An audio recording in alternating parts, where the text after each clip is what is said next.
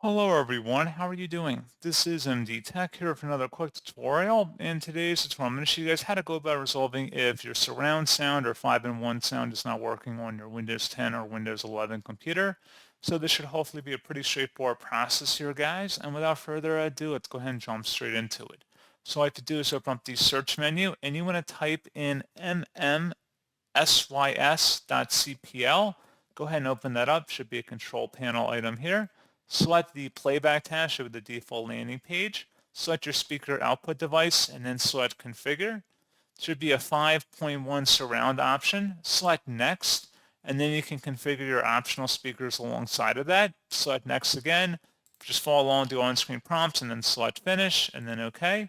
And then once you're done, open up the search menu and type in Device Manager. Best results come back with Device Manager. Open that up. You want to expand the audio input and output section, and then right-click on the speaker device and select Update Driver. Browse your computer for drivers, and then select Let me pick from a list of available drivers on my computer. Select the manufacturer-specific one unless there's only generic ones available, in which case you would select it and then select Next. Close out of here, and then you want to restart your computer.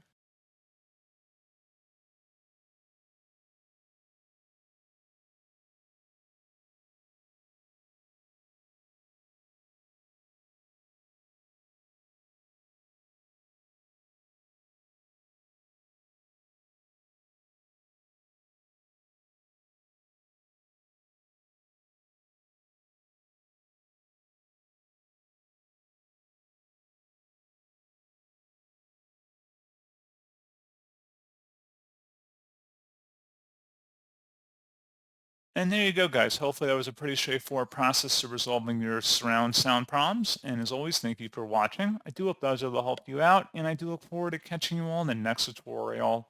Goodbye.